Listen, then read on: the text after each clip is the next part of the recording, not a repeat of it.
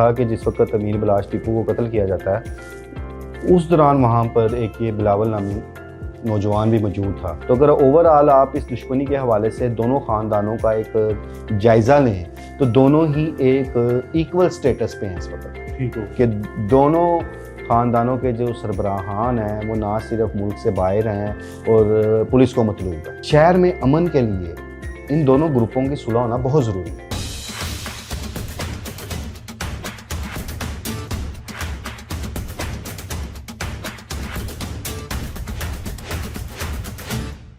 अस्सलाम वालेकुम नाज़रीन, मैं हूं आपके मेज़बान सैयद हमजा अब्बास और आप देखते हैं डेली स्कूप टीवी। नाज़रीन, अमीर बलाश कत्ल केस में नित नए इंकशाफात और गिरफ्तारियों के बाद एक नया मामला उस वक्त सामने आया जब लग रहा था कि ये केस जो है वो फाइलों के नीचे कहीं जाके दब गया है या शायद सुर्खियों से हट गया है, ठंडा हो गया है। इसी दौरान ही जो है एक बिलावल नामी शख्स की बैरून मुल्क से जो है वो गिरफ्तारी की खबर सामने आती है।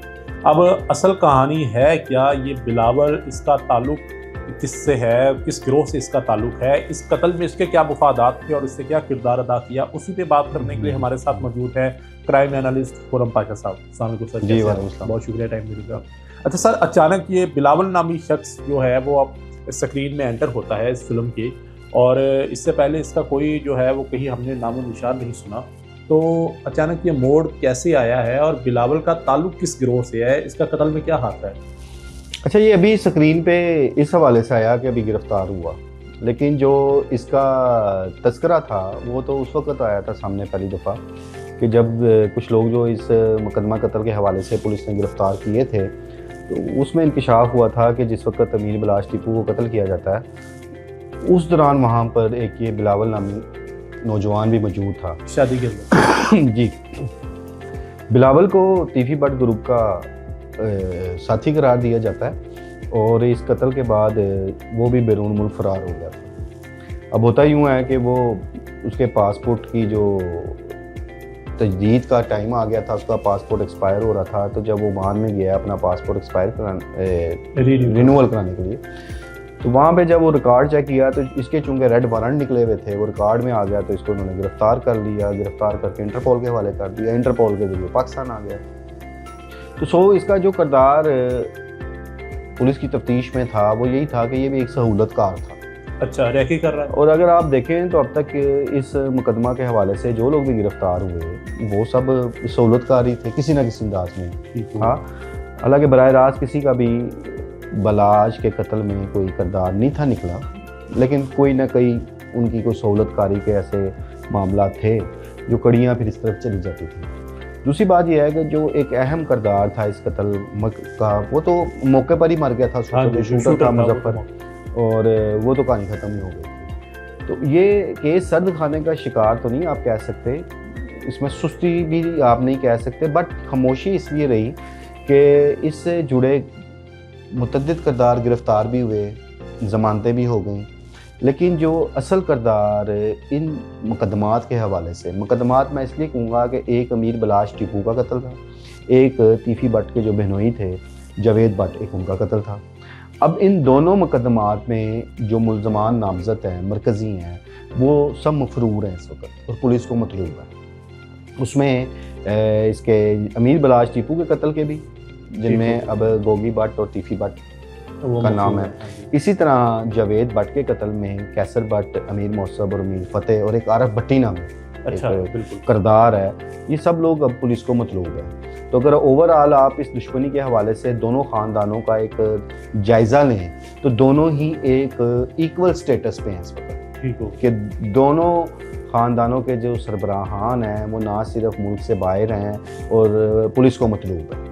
तो अब इसमें अगली पेशरफ्त तो तभी होगी जब कोई ना कोई किरदार इसमें गिरफ्तार होता है या वो खुद आके ज़मानत करा कर शामिल तफ्तीश होता है, तो फिर जाके सूरत हाल वाज़ह होगी। अभी देखना ये होगा कि बिलावल अपनी गिरफ्तारी जो उसकी हुई है वो तफ्तीश के दौरान क्या वो इंकशाफात करता है, उसका पुलिस उससे तफ्तीश में क्या निचोड़ निकालती है कि आया इसका कितना किरदार था इस सारे वाक़या में और वो किस हद तक मुलव्वस था। ये तो अब पुलिस अपनी तफ्तीश में देखेगी कि क्या निकलता है इसमें। अच्छा सर, ये जब जावेद बट का कत्ल हुआ उसके बाद जो अमीर मौसफ थे और जो केसर भट्ट थे, इनको दुबई में एक रेस्टोरेंट पे बैठे खाना खाते हुए इनकी तस्वीर वायरल हुई थी। क्या पाकिस्तानी कानून में कोई ऐसा रास्ता नहीं है कि इनको इंटरपोल के ज़रिए मंगवाया जाए, गिरफ्तारी करवाई जाए? क्योंकि आपको पता है कि एक चीज़, आपके जो मुलजिम हैं ये नामजद हैं, तो क्यों नहीं इंटरपोल के ज़रिए इनको मंगवाया जाए? देखिए, इसमें इंटरपोल के ज़रिए अगर आपने किसी को गिरफ़्तार करना है तो उसका भी एक प्रोसीजर होता है और वो एक लेंथी प्रोसीजर है, और वो प्रोसीजर जो पुलिस की तफ्तीशी टीमें हैं वो चला रही हैं। ज़ाहिर है उस हद तक जाने के लिए इंटरपोल के से रब्ता करने तक इन्हें कानूनी तकाज़े पूरे करने पड़ते हैं। उसके बाद वो फिर इंटरपोल को इत्तला कर देते हैं और उनसे दरख्वास्त करते हैं कि हमें ये मुल्ज़मान रिक्वायर्ड हैं, ये गिरफ़्तार करके हमारे हवाले किया जाए। तो उसके लिए वो प्रोसीजर चल रहे हैं, ठीक है। इसलिए अभी जब बिलावल गिरफ़्तार हुआ, ज़ाहिर इसके भी रेड वारंट थे, तो उस बिना पे ही इसको इंटरपोल के हवाले वहाँ पे किया गया था। तो जहाँ तक रहा दूसरे मुल्ज़मान का तल्लुक़, अब जो लोग तो किसी ऐसे मुल्क में मौजूद हैं जिस मुल्क का पाकिस्तान के साथ मुल्ज़मान की हवालगी का एक एग्रीमेंट मौजूद है, वो तो ज़रूर गिरफ़्तार होंगे। और अगर इनमें से कोई मुल्ज़म किसी ऐसे मुल्क चला जाता है जहाँ पाकिस्तान का उसकी गवर्नमेंट के साथ, उस मुल्क की गवर्नमेंट के साथ कोई एग्रीमेंट नहीं है मुल्ज़मान की हवालगी का, तो वो गिरफ़्तार करना पुलिस के लिए ज़रा मुश्किल होगा।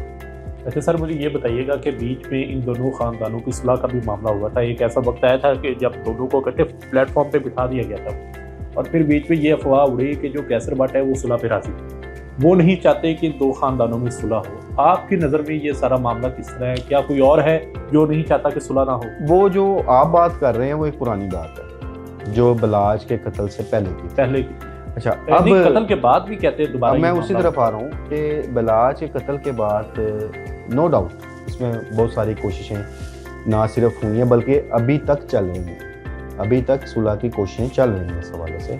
और इसमें अहम सियासी शख्सियात भी जो हैं वो काफ़ी मुतहर्रिक हैं, हमारे कुछ ज़िम्मेदार पुलिस अफसरान हैं वो भी मुतहर्रिक हैं, क्योंकि शहर में अमन के लिए इन दोनों ग्रुपों की सुलह होना बहुत ज़रूरी है। बिल्कुल। और अल्टीमेटली देखें कि इनकी 30 साल से ज़ायद अर्सा हो गया अब इनकी दुश्मनी को चलते हुए, उसमें नुकसानात ही हुए हैं, दुश्मनी में कभी फ़ायदा नहीं होता। बिल्कुल। तो ये चीज़ तो बहुत ज़रूरी है कि इन दोनों ग्रुपों के दरमियान में सुलह हो ताकि मज़ीद जानी नुकसानात ना हो, वो चाहे इस ग्रुप का हो चाहे उस ग्रुप का हो, नुकसान तो नुकसान है और शहर में जो एक अमन की फ़ज़ा है वो भी ख़राब होती है। तो लिहाजा कोशिशें जारी हैं और कुछ अर्सा पहले ये अफवाहें भी आ गई थी कि ये सुलह हो गई है, लेकिन वो अफवाहें थी, उसमें कोई हकीकत नहीं थी। अब भी कोशिशें जारी हैं और हमें अच्छे की उम्मीद रखनी चाहिए और अल्लाह करे इन दोनों ग्रुपों के दरमियान सुलह हो और अमन की जान चला जाए। अच्छा सर, जैसे शादी पे जब अमीर बलाज पे फायरिंग हुई थी तो शूटर को वहाँ मौके पे मार दिया गया था। हालांकि बीच में शायद रास्ता कुछ ऐसा निकल सकता था कि उसको पकड़ लिया जाता जिंदा और उसको इन्वेस्टिगेट किया जाता जिससे असल कातिलान के नाम थे वो सामने आते। क्या मुमकिन नहीं है कि ऐसा हो कि जो अमीर बलाज के सिक्योरिटी गार्ड जो थे उनमें से भी कोई जो बिक चुका हो और उसने जो मौके पे शूटर को मार दिया हो ताकि कोई जो नाम लेने वाला ही ना हो? देखिए, इसमें ये बात तो हम नहीं कर सकते इतनी कन्फर्म बात, ये चीज़ें तो पुलिस को ही अपनी तफ्तीश में पता होंगी और पुलिस ही इस बारे में ज़्यादा दुरुस्त चीज़ बता सकती है। वो फैसला आप और हम नहीं कर सकते क्योंकि हमारे पास कोई ऐसी ऑथेंटिक कोई हमारे पास सबूत नहीं है जिसकी बेस पे हम बात कर सकें। लेकिन एक चीज़ मैं आपको बताऊं, अल्टीमेटली जो है ना, जो शूटर था उसका मारा जाना नुकसानदेह हुआ।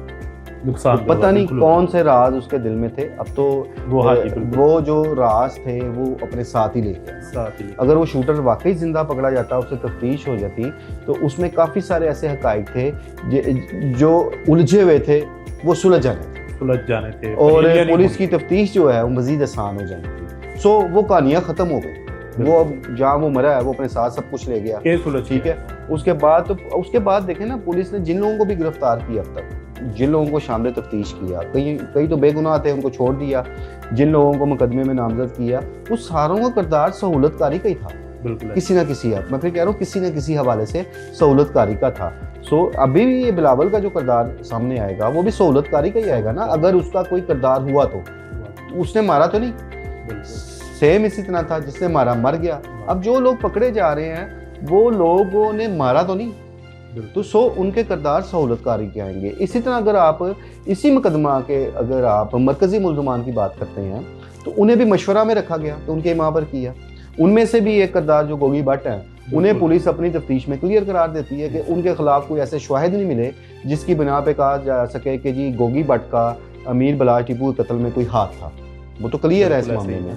हाँ, पुलिस ने अपनी तफ्तीश में मरकजी मुलजम तफी भट्ट को करार दिया था।